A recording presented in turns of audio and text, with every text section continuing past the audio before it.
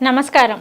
కుంభరాశిలోకి శని వక్రగతి అంటే జూన్ 30వ తారీఖు నుంచి నవంబర్ 15వ తారీఖు వరకు అంటే ఈ 138 రోజులు కుంభరాశిలోకి శని వక్రగతి జరగడం ద్వారా ద్వాదశ రాశులను 12 రాశుల వరకు ఎలా ఉండబోతుంది, అలాగే వారికి ఎటువంటి ఫలితాలు రాబోతున్నాయి అనే వాటన్నిటి గురించి తెలియచేయడానికి ఈరోజు స్టూడియోలో మనతో పాటు ఉన్నారు ప్రముఖ జ్యోతిష వాస్తు నిపుణులు మరియు ఆధ్యాత్మికవేత్త బ్రహ్మశ్రీ డాక్టర్ నాయకంటి మల్లికార్జున శర్మ గారు. సో మరి గురువు గారితో మాట్లాడి ద్వాదశ రాశులను 12 రాశుల వారికి శని వక్రగతి కారణంగా ఎలా ఉండబోతుంది, వారు ఎటువంటి పరిహారం చేసుకుంటే వారికి బాగుంటుంది అనే అంశం గురించి అడిగి తెలుసుకుందాం.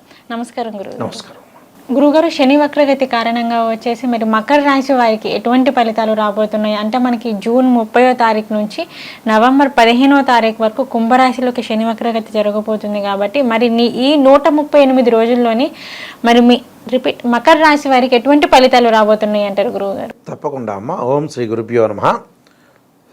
మకర రాశి వాళ్ళకి శని వక్రగతి స్థితి అనేది ఏర్పడింది.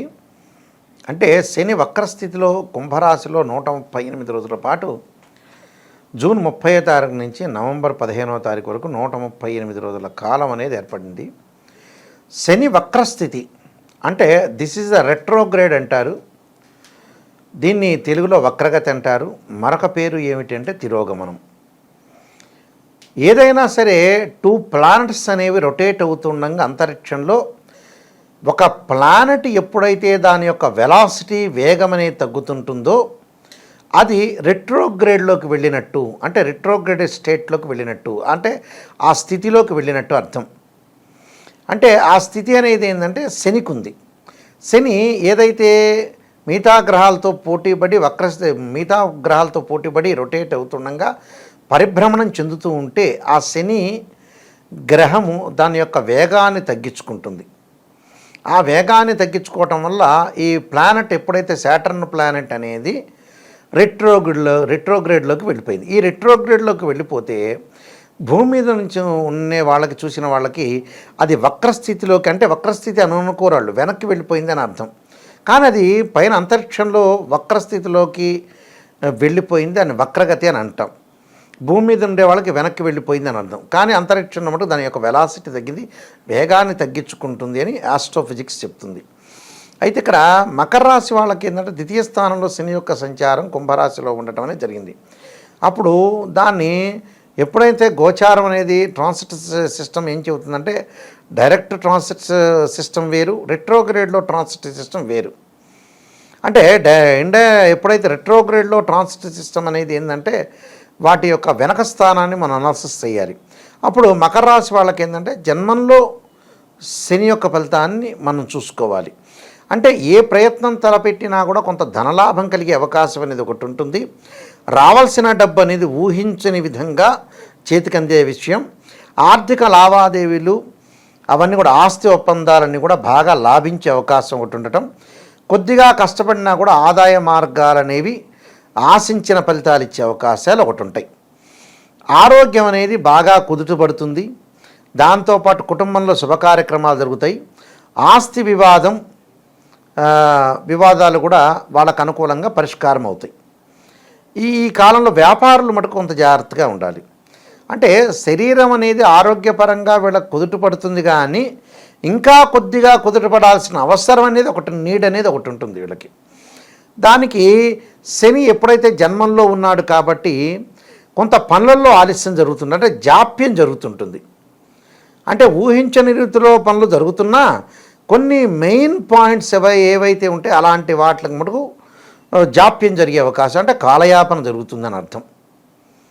అంటే శని వల్లనే యాక్చువల్గా కాలయాపన అనేది జరిగే అవకాశం ఉంటుంది. అంటే ఏదైతే డిలే జరిగే అవకాశాలు ఉంటాయి.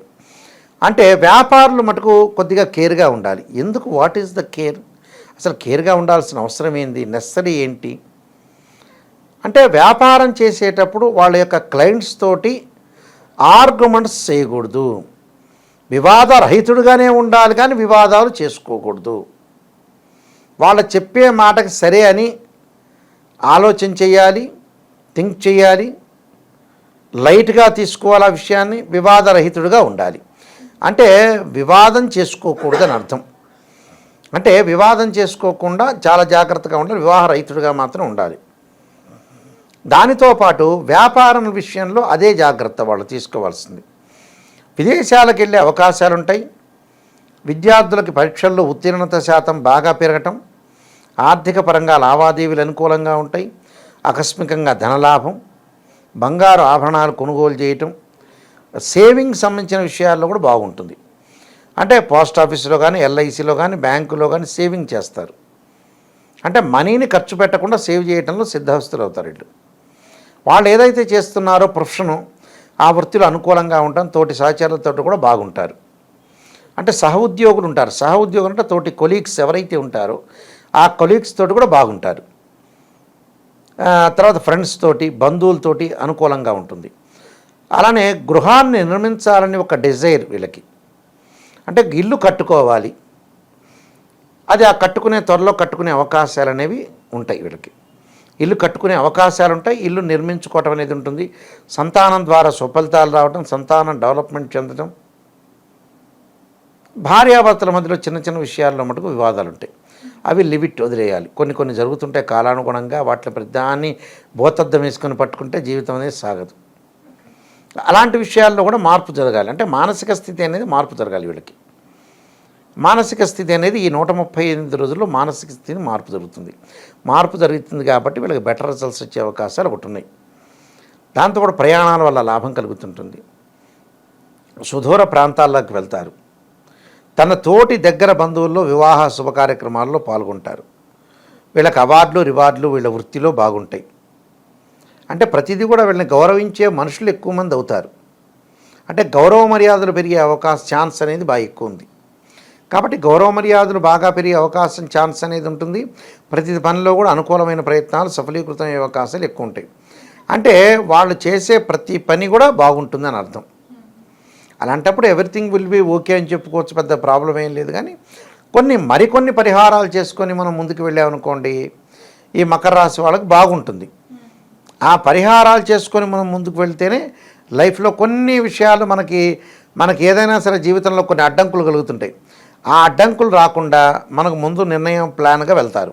అయితే కోర్టు సమస్యలు ఉండే వాళ్ళకి కొంత కోర్టుల వరకు వెళ్లకుండా మామూలుగా పరిష్కారం చేసుకోవటం మంచిది. వివాదాలు పోలీస్ స్టేషన్లు, కోర్టులకే ఎక్కకుండా అంతవరకు ఛాన్స్ తెచ్చుకోకూడదు కదా మనిషి. ఛాన్స్ తెచ్చుకోకుండా ప్రశాంతమైన వాతావరణంలో చేసుకొని ముందుకు వెళ్తే బాగుంటుంది. అంటే విద్యార్థులకు అనుకూలమైన కాలం. విద్యార్థులు మంచి ఉత్తీర్ణత, పోటీ పరీక్షల్లో కానీ మంచి సీట్స్ రావటం, విదేశాలకు వెళ్ళే అవకాశం ఉంటుంది.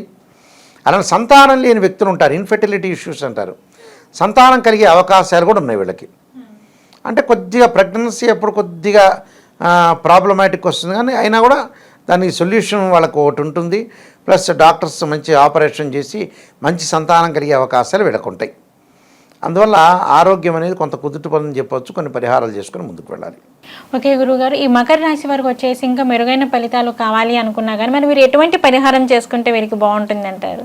తప్పకుండా ఈ నువ్వు నూనెతోటి శివుడి యొక్క రుద్ర నమ్మక చిమకాలతోటి అభిషేకం చేయటం, శివుడికి పంచామృతం అంటే పాలు, పెరుగు, తేనె, నెయ్యి, చక్కెరతోటి, అలానే గోమూత్రంతో అభిషేకం చేయటం, చెరుకు రసంతో, పండ్ల రసంతో అభిషేకం చేయటం వల్ల మంచి జరిగే అవకాశం ఒకటి ఉంటుంది.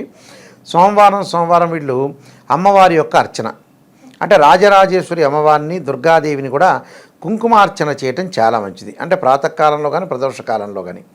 అంటే కాత్యాయనాయుధ్యే కన్యకుమార్ ధీమే తన్నో దుర్గ ప్రచోదయాత్ అనే మంత్రాన్ని, ఆరోగ్యం అనేది మరింత మెరుగుపడటానికి శరీరీ జర్జరీభూతే వ్యాధిగ్రస్తే కళేపరే ఔషధం జాహ్నవీతోయం వైద్యో నారాయణ హరి అనే మంత్రాన్ని కూడా చక్కగా చదువుకోవటం వల్ల వాళ్ళకి మంచి సుఫలితాలు జరిగే అవకాశం ఖచ్చితంగా ఉంటుందమ్మా. ఓకే గురువుగారు, శని వక్రగతి కారణంగా మకర రాశి వారికి వచ్చేసి ఎటువంటి ఫలితాలు రాబోతున్నాయి అనే అంశం గురించి అయితే తెలియజేశారు. ధన్యవాదాలు గురువుగారు. నమస్కారం.